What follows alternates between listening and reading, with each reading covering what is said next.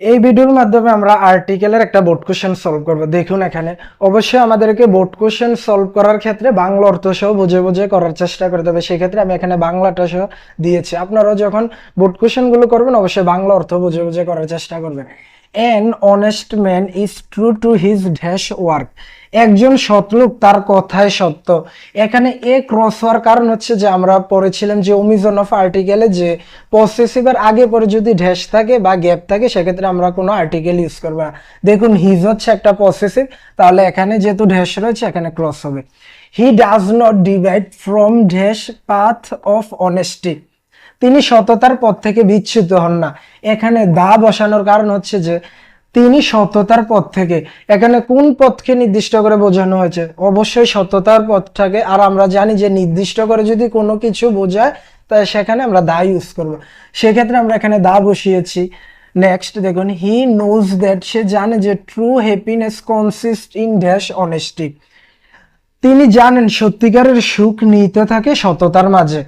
তো এখানে C number cross বসানোর কারণ হচ্ছে অনেস্টি, এটা হচ্ছে একটা অ্যাবস্ট্রাক্ট নাউন। আমরা জানি যে ওমিশন অফ আর্টিকেলে যে অ্যাবস্ট্রাক্ট নাউনের আগে কখনো আর্টিকেল বসবে না। অ্যাবস্ট্রাক্ট নাউন কোনগুলো? যেগুলো আমরা ধরতে পারি না, ছুঁতে পারি না, এগুলো হচ্ছে অ্যাবস্ট্রাক্ট নাউন। যেমন অনেস্টি, সৎ, এটা আমরা ধরতে পারি না, সেক্ষেত্রে এটা হচ্ছে একটা অ্যাবস্ট্রাক্ট নাউন। আর সেক্ষেত্রে আমরা এখানে ক্রস বসাবো। He does not fall victim to dash greed. সে লোভের শিকার হয় না। এখানে দেখুন এই গ্রিড, এটা হচ্ছে একটা অ্যাবস্ট্রাক্ট নাউন, সেক্ষেত্রে এখানে ক্রস বসিয়েছি। হি does not hanker after dash worldly property. তিনি জাগতিক সম্পদের পিছনে ছুটে না। আমরা নর্মালি দুর্নীতি কারা করে? যারা দুনিয়াতে অনেক কিছু বৃদ্ধি করার জন্য সম্পদ এবং তার আরো অনেক অনেক সম্পদ প্রয়োজন, সেক্ষেত্রে তারা এই দুর্নীতি করে থাকে মূলত। কিন্তু তিনি জাগতিক সম্পদের পিছনে ছুটে না। এই জাগতিক সম্পদটাকে নির্দিষ্ট করে বোঝানো হয়েছে, সেক্ষেত্রে এখানে দা বসানো হয়েছে। নেক্সট দেখুন, F dash honest man abstain from corruption. Abstain from অর্থ হচ্ছে বিরত থাকা। তিনি কে বিরত থাকে দুর্নীতি থেকে? সৎলোক। এখানে অনেস্টের এইস হচ্ছে কনসোনেন্ট, বাট উচ্চারণটা হচ্ছে অনেস্ট, ও এর উচ্চারণ যেটা বাউল, সেক্ষেত্রে এখানে এন বসিয়েছি আমরা। হি does not mix with dashed corrupt people. এখানে দা বসানোর কারণ হচ্ছে যে দেখুন তিনি দুর্নীতিবাজদের সাথে মিশে না। এখানে নির্দিষ্ট করে কাদেরকে বোঝানো হয়েছে? অবশ্যই যারা দুর্নীতি করে তাদেরকে বোঝানো হয়েছে। ওই সৎলোক কাদের সাথে মিশে না? যারা সুদ ঘুষ দুর্নীতি করে তাদের সাথে মিশে না। এখানে দুর্নীতিবাজদেরকে নির্দিষ্ট করে বোঝানো হয়েছে, সেক্ষেত্রে আমরা এখানে দা বসিয়েছি। He is a dash man who tries to get pleasure from good deeds.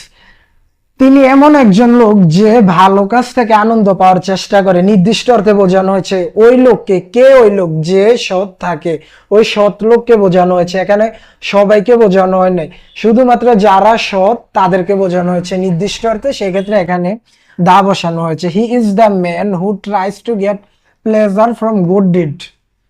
A I number হচ্ছে dash greed for wealth does not touch him. সম্পদের লোভ তাকে স্পর্শ করে না। গ্রিড, এটা হচ্ছে একটা লোভ, অ্যাবস্ট্রাক্ট নাউন, সেক্ষেত্রে এখানে cross. People should follow the path of dash honest people of the society. জনগণের উচিত সমাজের সৎ লোকদের অনুসরণ করা। আমরা কাদেরকে অনুসরণ করব? অবশ্যই যারা সৎ থাকে, দুর্নীতি করে না তাদেরকে। যারা লোকচক্ষুর আড়ালে থেকেও দুর্নীতি করে তাদেরকে তো আমরা মনে মনে চিনি, তাদের থেকে আমরা সাবধান থাকবো। আর অনুসরণ করব যারা প্রকৃত ভালো লোক, তাদেরকে আমরা অনুসরণ করবো। এখানে অনেস্ট পিপলদেরকে বোঝানো হয়েছে নির্দিষ্ট অর্থে, সেই ক্ষেত্রে এখানে দা বসিয়েছি আমরা।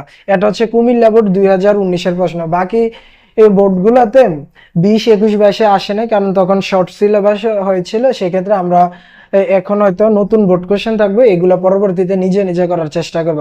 আর অবশ্যই আমরা যে প্রশ্নটাই সলভ করব অবশ্যই অর্থ সহ বুঝতে হবে, আর রুলগুলো অবশ্যই ভালোভাবে জানতে হবে। পরবর্তী ক্লাসে ইনশাল্লাহ নতুন একটা টপিক নিয়ে আমরা হাজির হব।